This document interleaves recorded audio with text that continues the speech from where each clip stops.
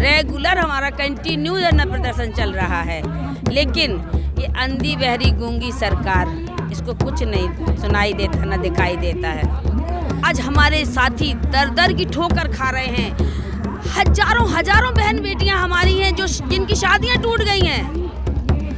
ऐसे हजारों लाखों घर हैं जिनके घरों की चिराग उजड़ गए हैं। मोदी जी, क्या ये भारत देश के नागरिक नहीं हैं? क्या हम लोग भारत देश के नागरिक नहीं हैं? तो बताइए, मैं अपनी पीड़ा को सुनाने के लिए कहाँ जाऊं?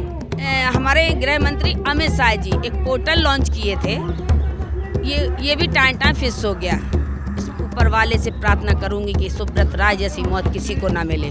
जिनके खुद के बेटे उनके अंतिम सृष्टि में नहीं आ पाए, जिनकी खुद की बीवी उनके साथ नहीं रही, बताइए ऐसा जिनके लिए ये लाखों करोड़ों का आपने गबन किया, ये स्कैम है ये बिल्कुल। आज वो भी आपको कंधा देने के लिए नहीं आए। पूछिए हमारे जमाकर्ताओं से कि उनको पैसा लगा कि नहीं लगा पोर्टल में आवेदन करने के लिए। 100, 200, 500, 1000, 2000, 5000 तक रुपए पैसा लगा हुआ है। 12 साल से हम लोग तड़प के जी रहे हैं, घुट के जी रहे हैं। घरों में जाते हैं तो पब्लिक परेशान करती है, यहाँ रहते हैं कुछ करते हैं तो यहाँ प्रशासन परेशान करता है। अगर हम लोग जाएं तो कहाँ जाएं? बताएं मुझे सरकार बताए कि आखिर हम लोग जाएं तो कहाँ जाएं?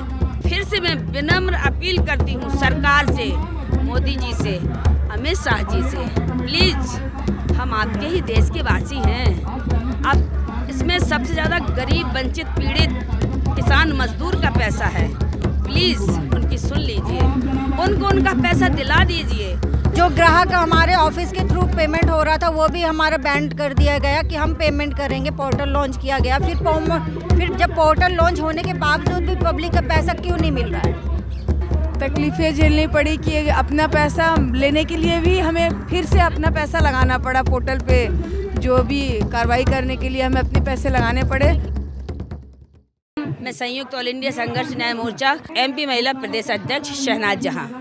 तो जैसा कि लगातार सहारा निवेशकों के लिए, जमाकर्ताओं के लिए मांग उठ रही है, लेकिन सरकार है कि सुनने को तैयार नहीं है। लोग परेशान हैं, आए दिन आंदोलन कर रहे हैं, लोगों के घर में बहुत परेशानियां हैं। तो ऐसे में क्या कहना चाहेंगे? देखिए मैडम, हम लोग कई सालों से परेशान हैं और इस परेशानी में लगभग 4500 से ज़्यादा एजेंट साथियों ने आत्महत्या कर ली।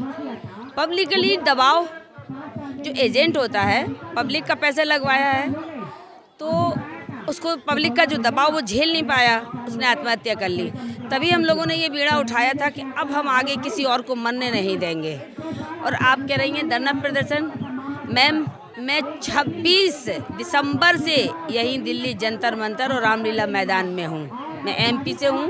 रेगुलर हमारा कंटिन्यू धरना प्रदर्शन चल रहा है, लेकिन ये अंधी बहरी गूंगी सरकार, इसको कुछ नहीं सुनाई देता न दिखाई देता है। मजाक है ये, मजाक जो मोदी जी कहते हैं ना कि हम गरीबों की सरकार हैं, कहते हैं ना मोदी जी कि हम गरीबों की सरकार हैं, तो उनको क्यों नहीं दिख रहे हैं 13 करोड़ पीड़ित निवेशक जो दर दर भटक रहे हैं अपने ही जमा पैसे के लिए? क्या हम किसी से खैरात मांग रहे हैं? हम अपना ही पैसा, जमा पूंजी हमारी अपनी, हम वो मांग रहे हैं। आपसे कोई हम खैरात नहीं मांग रहे, आपसे कोई योजना नहीं मांग रहे हैं हम। आप क्यों कहते हैं मोदी जी कि हम गरीबों की सरकार है, हम सबका साथ सबका विकास? तो फिर ये क्या जुमला है आपका? आज हमारे साथी दर दर की ठोकर खा रहे हैं। हजारों बहन बेटियां हमारी हैं जो जिनकी शादियां टूट गई हैं। ऐसे हजारों लाखों घर हैं जिनके घरों की चिराग उजड़ गए हैं। ऐसी तमाम हमारी माताएं बहनें हैं जो विधवा हो चुकी हैं। मोदी जी, क्या ये भारत देश के नागरिक नहीं हैं? क्या हम लोग भारत देश के नागरिक नहीं हैं? तो बताइए, मैं अपनी पीड़ा को सुनाने के लिए कहाँ जाऊं? हम लोग ये आंदोलन करते हैं, बस सिर्फ हमको 3 घंटे की अनुमति दी जाती है। क्यों? उसके बाद क्या किया? उसके बाद तमाम बर्बरता होती है हमारे साथ। हमारी कुछ बहन बेटियों पे भी होती है, कुछ हमारे जो बुजुर्ग साथी हैं उन पे भी होती है। जबकि आप कोई अपराध नहीं कर रहे हैं, सिर्फ और सिर्फ अपने हक की मांग। वही तो मैं कह रही हूँ, क्या हम लोग आतंकवादी हैं? क्या है हम लोग? आखिर क्यों हमारी पीड़ा नहीं सुनी जा रही है? और हम अपनी ही पीड़ा को अगर यहाँ नहीं, हिंदुस्तान में नहीं सुनाएंगे तो कहाँ जाके सुनाएं? बताइए आप। सहारा रिफंड पोर्टल लेकर आया गया था, शायद एक उम्मीद की किरण भी आई थी, तो क्या ये सिर्फ और सिर्फ आपके आंदोलन को कमजोर करने के लिए और ना आप लोग करें उसके लिए लेकर आए? बिल्कुल 100%। देखिए, ये कुछ राज्यों में विधानसभा का जो चुनाव था उस कारण से ये हमारे गृह मंत्री अमित शाह जी एक पोर्टल लॉन्च किए थे। ये भी टाइम फिक्स हो गया, इसमें नहीं मिला लोगों को। वो भी उसमें शर्त देखिए उन्होंने क्या रखी थी, जिसका 10 लाख जमा है सब हर व्यक्ति को एक लाइन में खड़ा कर दिया था। 10 लाख वाला तो 10,000, 1 करोड़ वाला तो 10,000, 50 लाख वाला तो 10,000। तो क्या मैम आप बताइए, जिसने 15 साल 10 साल से अपने इसलिए पैसा डाला था कि जो पैसा हमारा, देखिए सभी लोगों को एक होता है कि हम पैसा, चाहे बैंकों में आप करिए, पोस्ट ऑफिस में भी आप जाइए तो वहाँ भी डबल होता है। फ़र्क इतना था कि यहाँ थोड़ा सा कम समय था तो लोगों ने डाला। आज इतना बड़ा जो साम्राज्य खड़ा हुआ, ऐसे थोड़ी ना हो गया है। 2000 की पूंजी से सुब्रत राय ने शुरुआत की थी ना, आज कितने लाख करोड़ों का साम्राज्य है। ये हम जैसे एजेंट और तमाम 12 लाख कार्यकर्ताओं की देन है। लेकिन आज सुब्रत राय इस चीज़ को भूल गए हैं। खैर, उनको बद्दुआ लगी है, जो भी हो, मरना तो एक दिन सबको है, लेकिन ऊपर वाले से प्रार्थना करूंगी कि सुब्रत राय जैसी मौत किसी को ना मिले। जिनके खुद के बेटे उनके अंतिम सृष्टि में नहीं आ पाए, जिनकी खुद की बीवी उनके साथ नहीं रही, बताइए ऐसा, जिनके लिए ये लाखों करोड़ों का आपने गबन किया, ये स्कैम है एक, बिल्कुल। आज वो भी आपको कंधा देने के लिए नहीं आए। पोर्टल के लिए ऐसा है, ये जो अमित शाह जी ने पोर्टल बनाया, इसमें एक लाइन से सबको खड़ा कर दिया। और मैं आपको बता दूं, ये जो हम लोगों के ही प्रदर्शन के कारण, संयुक्त ऑल इंडिया जन आंदोलन के कारण ही 14 मार्च को हम लोगों ने भोपाल में आंदोलन किया था। 15 मार्च को तत्काल अमित शाह को आपात बैठक बुलानी पड़ी थी। ये मैं नहीं कह रही, तमाम न्यूज़ चैनलों ने भी दिखाया, राष्ट्रीय मीडिया ने ये दिखाया था। हाँ, उसमें ये आया था। इसके बाद फिर इसका सिस्टम बनना था, कहते हैं रोड मैप बनने वाला है, रोड मैप बनने वाला। 5,000 करोड़ सुप्रीम कोर्ट ने CRCS को 5,000 करोड़ रुपए ट्रांसफ़र किए। और वो किस लिए किए थे? क्योंकि पहले हम लोग बाई पोस्ट शिकायत भेजे हैं CRC में, CRC ने पैसा दिया है, जो शिकायतें गई हैं CRC ने पैसा दिया है। लेकिन ये अमित शाह जी बीच में कहाँ से ऐसे आ गए, या हम क्या कहें इसको, सरकार भी मिल गई, उस समय सुब्रत राय जी भी थे, वो सब मिल गए हैं, उनका प्रबंधन तंत्र है, वो सारा मिल गया। कि क्या हुआ कि ये पोर्टल, जबकि सुप्रीम कोर्ट ने साफ साफ कहा था कि आपके पास जितनी शिकायतें आ रही हैं आप उनका पेमेंट करिए, लेकिन इसमें क्या चाल रही सरकार की, सहारा प्रबंधन तंत्र की।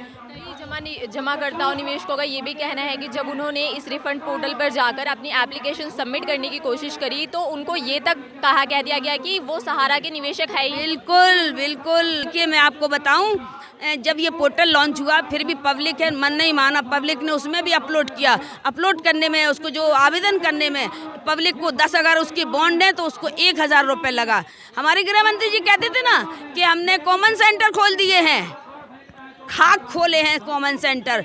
पूछिए हमारे जमाकर्ताओं से कि उनको पैसा लगा कि नहीं लगा पोर्टल में आवेदन करने के लिए। 100, 200, 500, 1000, 2000, 5000 तक रुपए पैसा लगा हुआ है। ये सब इनकी जुमलाबाजी होती है। इसके बावजूद भी देखिए 3 करोड़ और 44 लाख लोगों ने आवेदन किया, जिसमें से पैसा कितने लोगों को मिला? 2 लाख लोगों को। पैसा कितना बटा? पैसा आया था 5,000 करोड़, जिसमें से बटा कितना है? 230 करोड़। और इन्होंने खर्चा कितना दिखाया है? RTI ने जो खुलासा किया है 249 करोड़ का खर्चा दिखाया है। तो क्या ये सरकार के बाप की है रकम? ये हम लोगों की मेहनत की कम, हम लोग गरीब की जो लेडीजें बैठी हैं 10-10, 20-20 रुपया इकट्ठा करके जोड़ती रही, उसका ये पैसा है। और हमको देने के लिए पैसे नहीं हैं। ऐसे पैसे उड़ाए जा रहे हैं। आखिर हम लोग जाएं तो कहाँ जाएं? और अगर अपनी पीड़ा यहाँ ना सुनाएं, यहाँ हम लोग, ठीक है, हमको 3 घंटे की परीक्षा दी जाती है, क्या हम आतंकवादी हैं? कौन है हम? इस देश के नागरिक हैं कि नहीं हैं? इसके बावजूद भी 3 करोड़ 44 लाख लोगों ने आवेदन किए और आपको बताऊं मैं, उसमें से 0.9% लोगों को पैसा दिया गया है, बाकी 99% आवेदनों को रिजेक्ट कर दिया गया है, डिफिशेंसी के मैसेज दे दिए गए हैं। तो क्या ये सारे जो बॉन्ड किए लोगों ने जो मिले हैं अपने अपने घरों में छाप लिए? बताए आज प्रबंधन तंत्र और आज बताए सरकार आगे चाहती क्या है? या तो फिर एक काम करे, हम सब लोगों को इच्छा मृत्यु का वो दे दे तो हम लोग यहीं मर जाएं, क्योंकि यहाँ से बाहर निकलते हैं तो प्रशासन परेशान करता है। यहाँ थोड़ी सी भी जब देर हो जाएगी तो हमको प्रशासन अभी कहेगा चलिए उठी टाइम हो गया। और हम लोग जो 12 सालों से देख रहे हैं उसका टाइम अभी तक नहीं हुआ। 12 साल से हम लोग तड़प के जी रहे हैं, घुट के जी रहे हैं। घरों में जाते हैं तो पब्लिक परेशान करती है, यहाँ रहते हैं कुछ करते हैं तो यहाँ प्रशासन परेशान करता है। अगर हम लोग जाएं तो कहाँ जाएं? बताएं मुझे सरकार बताए कि आखिर हम लोग जाएं तो कहाँ जाएं? अब ये आंदोलन कहाँ तक जाने वाला है? देखिए मैम, आज हमारे अध्यक्ष जी ने अनशन पे बैठ गए हैं। मैं उनको सैल्यूट करती हूँ कि हमारे जितने भी क्रांतिकारी साथी हैं संयुक्त ऑल इंडिया संघर्ष न्याय मोर्चा के, सबके अंदर इतना जज्बा और जुनून है।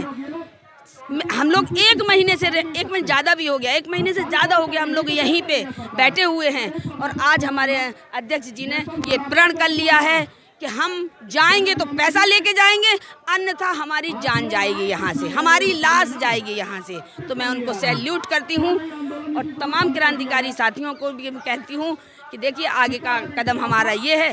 बाकी अभी देखते हैं, थोड़ा सा वक्त है, उसके बाद हमें क्या आदेश मिलता है हम लोग करते हैं, लेकिन लड़ाई हमारी जारी रहेगी। हमारी लड़ाई इससे, और देखिए ये जो अभी लोकसभा का चुनाव है ना, इसमें भी बहुत फ़र्क पड़ेगा। मैं विनम्र अपील करती हूँ सरकार से, मोदी जी से, अमित शाह जी से, प्लीज़ हम आपके ही देश के वासी हैं। आप इसमें सबसे ज़्यादा गरीब, वंचित, पीड़ित किसान मजदूर का पैसा है, प्लीज़ उनकी सुन लीजिए, उनको उनका पैसा दिला दीजिए। जो बेचारी हमारी बहनें विधवा हो गई हैं उनका पैसा दिला दीजिए। हमारी जो बहन बेटियां बैठी हैं शादी नहीं हो पाई, उनकी शादी हो जाए। Please Modi ji, please Amit Shah ji, request सुन लीजिए, सुनिए इस महिला का दर्द सुनिए। देखिए आपको कितनी महिलाएं मिलेंगी। बोलिए मैम, कहाँ से आप? मैं दिल्ली से हूँ और बहुत जब भी हम घर से बाहर निकलते तो यही बोलते हैं लोग कि भैया पैसा कब मिलेगा। लेकिन हमने काम करके ऐसा लगता है जैसे सहारा में गलती ही कर दी हो, क्योंकि भाई गवर्नमेंट में पैसा जब एक पेरेंट्स कोई बच्चे के लिए एजुकेशन के लिए जोड़ रहा था, कोई अपनी बच्चे की शादी के लिए जोड़ रहा था और उनका सारा पैसा गवर्नमेंट अपने पास रख रखी है, जो एक पब्लिक को जमा धनराशि उनको वापस करनी चाहिए, वो क्यों नहीं दिया जा रहा? तो रिफंड पोर्टल आया, ऊपर से खर्चा और बढ़ाई। बिल्कुल, जो ग्राहक हमारे ऑफिस के थ्रू पेमेंट हो रहा था वो भी हमारा बैंड कर दिया गया कि हम पेमेंट करेंगे। पोर्टल लॉन्च किया गया, फिर जब पोर्टल लॉन्च होने के बावजूद भी पब्लिक का पैसा क्यों नहीं मिल रहा है? तो ये क्वेश्चन हमारा सरकार से भी है और हम विनम्र होकर विनय भी करते हैं कि भाई जितना भी पैसा है पीड़ित लोगों को दिया जाए, क्योंकि किसी ने अपनी शादी के लिए करा है, किसी ने अपने बच्चों के एजुकेशन के लिए, किसी ने अपने बुढ़ापे के लिए। तो हम तो यही चाहेंगे कि गवर्नमेंट हमारी सुने और सभी की उम्मीदों पे खरी उतरे। क्या रिफंड पोर्टल से पैसा आया? नहीं मैम, पैसे नहीं आए रिफंड पोर्टल से, कुछ भी रुपये नहीं आए। मतलब उस दौरान क्या तकलीफ़ें झेलनी पड़ी कि अपना पैसा लेने के लिए भी हमें फिर से अपना पैसा लगाना पड़ा पोर्टल पे, जो भी कार्रवाई करने के लिए हमें अपने पैसे लगाने पड़े। कितना लगभग पैसा और एक्स्ट्रा देना पड़ा 200-500, जिसकी मर्जी जो आ रही थी वो वैसे ले रहे थे साइबर वाले, तो उनका काम था और हम लोगों को करना था तो हमने दिया मैम, पर कुछ उसका फ़ायदा नहीं आया, कोई रिज़ल्ट नहीं आया।